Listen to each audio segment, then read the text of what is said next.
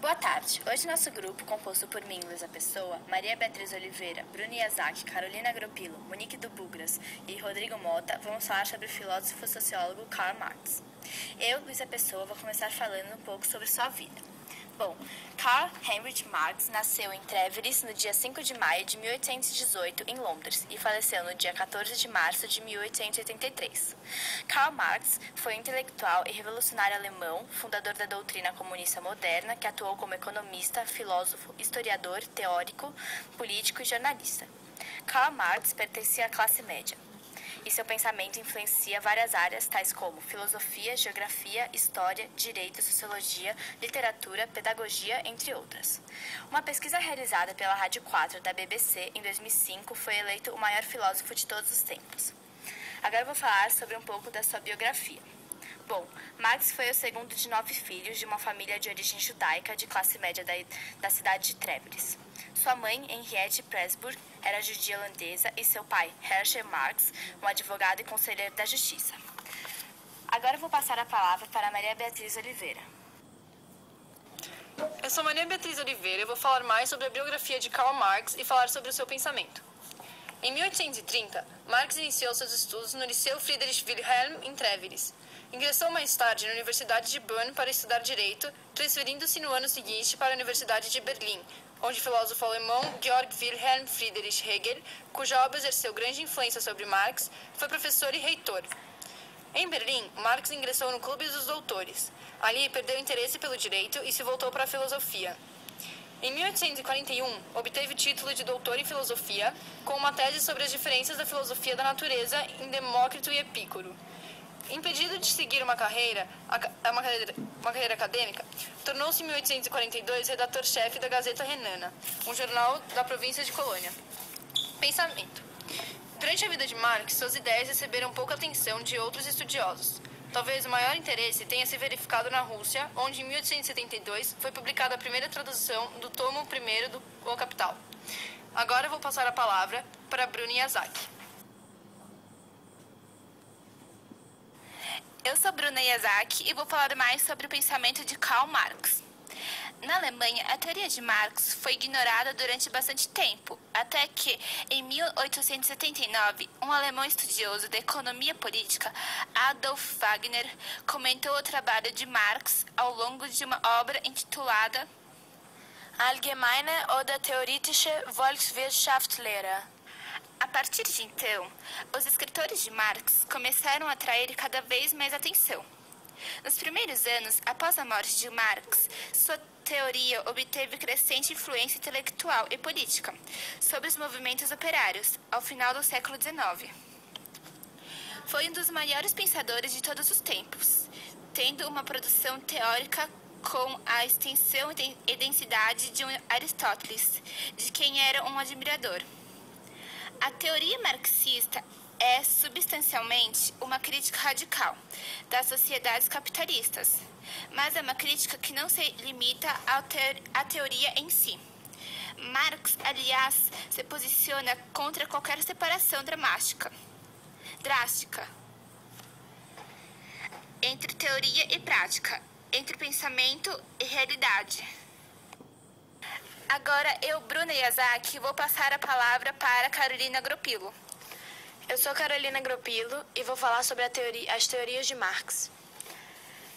Segundo Marx, a história é composta pelo homem. O homem precisa existir para que haja história e, para existir, ele precisa trabalhar, ou seja, transformar a natureza conscientemente.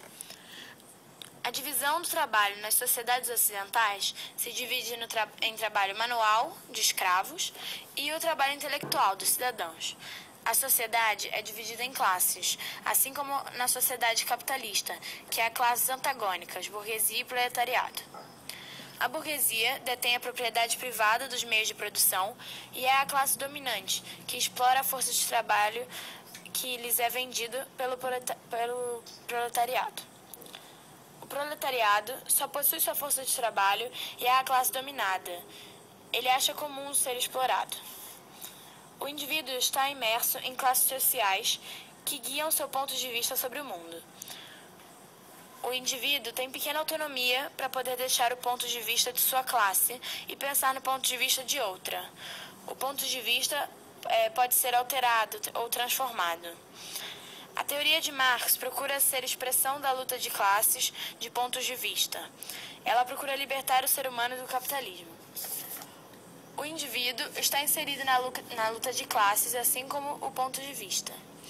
O inimigo do proletariado é a burguesia, e quando ele percebe que está sendo dominado, também percebe que o seu papel na história é terminar com a exploração burguesa. As pessoas costumam defender o ponto de vista burguês por ser o dominante, mas é impossível ignorar a miséria e a desigualdade. Por isso, alguns têm o ponto de vista proletário.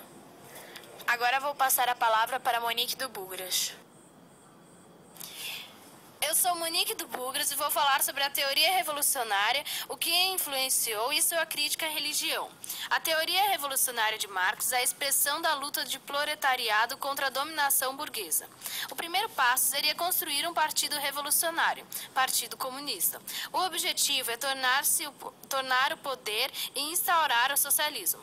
Esse período será chamado de ditadura do proletariado.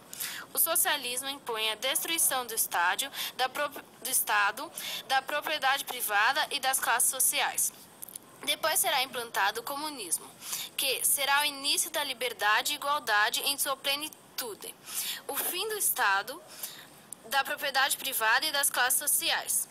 Não é a consciência do homem que lhe determina o ser, mas ao contrário, o seu ser social que lhe determina a consciência. Essa é uma frase de Karl Marx. Influências. Algumas das principais leituras e estudos feitos por Karl Marx são a doutrina de Hegel, o materialismo de Feuerbach, crítica da religião.